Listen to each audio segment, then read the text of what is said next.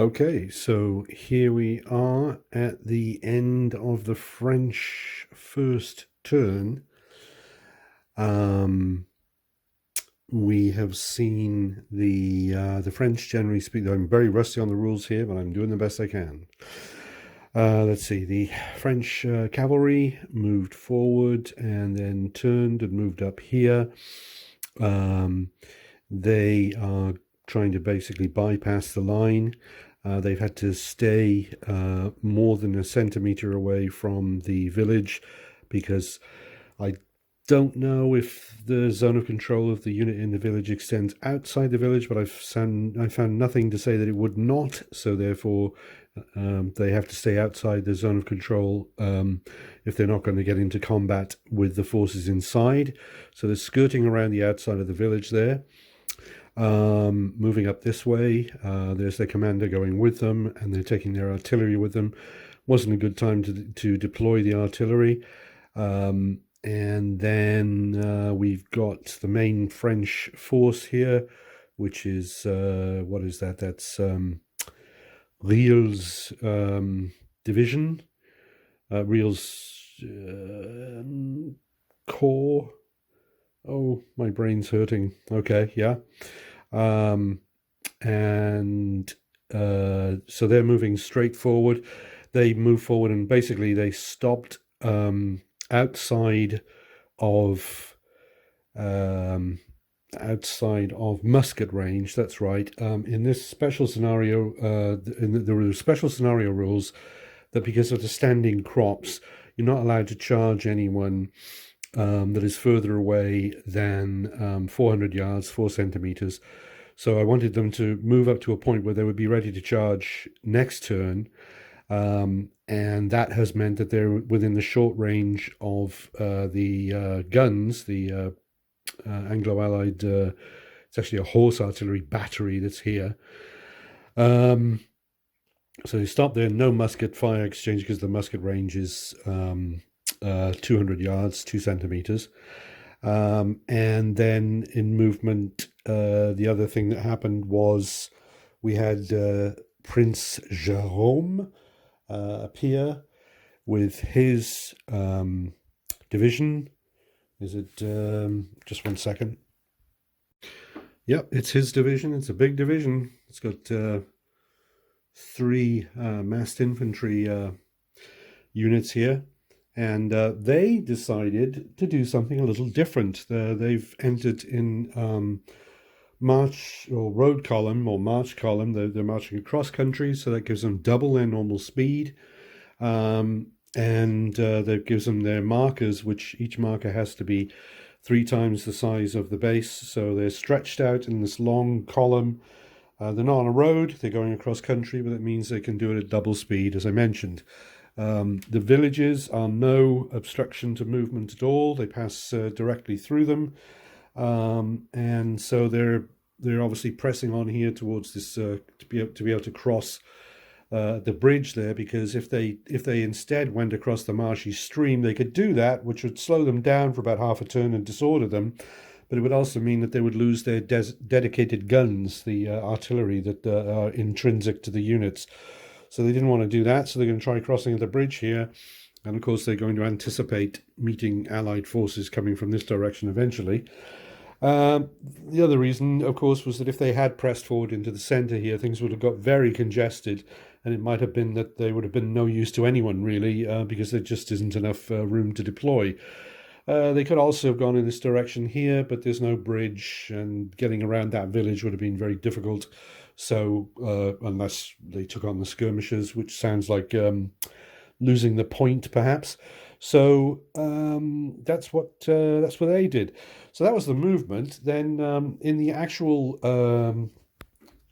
moving on from the movement, we had a morale test had to take place on this unit here because it found itself within the close range of the enemy. Not the muskets, remember, of course, not the muskets, because their close range is 0. But they're within the close range of the artillery, which is 400 yards, 4 centimeters. So therefore, they had to test morale. see if they kept their pluck up. And they actually failed the morale test. They got a morale of 5. They rolled 6 on the dice. There were no other factors. And so the dice was greater than their adjusted morale number. So they failed their morale test. So they became disordered.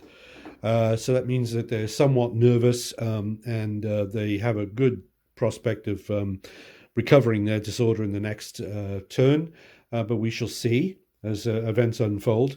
The other thing then that happened was in combat. The only combat was, this is a deployed unit of artillery, so it was indeed able to fire, even though it's the French turn, so they were able to fire defensively within the French turn. And it's but a very minimal firepower here. This is a horse artillery battery, so it was only rolling 1 die and only hitting on a 6. And they rolled a 1, so they didn't hit anything, so nothing more happened there. And that was it. That was the end of the French first turn. Just one additional point. I actually missed that, but I caught it in time now before we went on to the Anglo-allied first turn. As I said, this unit of French had to test morale because they were within close range of the enemy here and within the firing arc, which is 45 degrees to either side. The same applies for this unit of French light cavalry here. So they had to test morale as well. They, on the other hand, rolled a 5, which is equal to their own morale. So that meant that they passed it. No problem there, although they were very close to becoming disordered. So better watch out for getting within close range of the enemy's guns.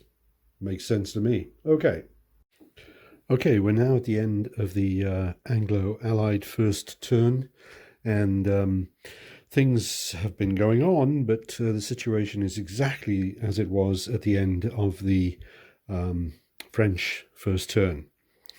The Anglo-allies decided they've got all their forces are stationary, which is a good advantage, of course, in Volley and Bayonet. They decided not to move. And one thing that was considered was to detach a unit of skirmishers from the Netherlands 28th Regiment here. They haven't detached any skirmishers. The other skirmishers that are in play have been detached from the other units in play. So they could have detached a unit of skirmishers. I was thinking of sending them to here and then sending these skirmishers here into the village, because you cannot pass through a village that is occupied by enemy skirmishers as if the village didn't exist. You can if it's completely unoccupied, but not if it contains enemy skirmishers. Now, the problem I got into here was a bit of a knotty tangle, because this French unit, of course, is using march column to pass through this village, so it contains French soldiers, as it were.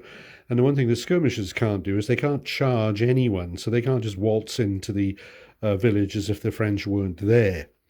They could have moved up close to the village and opened fire on the French passing through, but I determined that wouldn't have achieved very much, so I decided not to detach the skirmishers. So there was no Allied movement whatsoever. There were morale tests, once again, because both sides test morale. So we had the French cavalry and we had the French infantry here, once again had to take a morale test for being within close range of the enemy here and within its firing arc, okay, of the enemy horse artillery battery here. And on both occasions, the morale tests were passed, so nothing changed there. Then we moved on to combat, and we had a stationary brigade, has 4 fire dice, but they have, this is something new to the Road to Glory rules, as opposed to the original rules, which I believe were published in 1994, which I used for all my previous games. There's the concept of dedicated guns. The idea is that they have a small amount of artillery with them. And it seems to me that, at least what I've seen in general, it looks like basically any sort of standard massed infantry brigade unit is going to have dedicated guns with it, and the brigades that don't are going to be brigades of light infantry. Now, that may vary from army to army, I don't know. But just flipping through some of the orders of battle that I've seen, it's almost like everyone has dedicated guns, unless they're light infantry, if they are a massed infantry brigade. But anyway, so it would have been the case that a stationary brigade of massed infantry would have had 4 fire dice, but now if they have dedicated guns, they have a total of 5 fire dice. So, excuse me.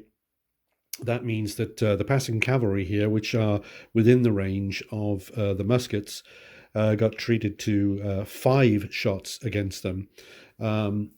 Happily for the French, all of which missed. So that's what happened there. And then over here, the horse artillery battery. Remember that in Volley and Bayonet, it used to be that pretty much all the artillery pieces you saw were battalions, artillery battalions, much larger groupings of guns. But we've got batteries very much in evidence in this game as well.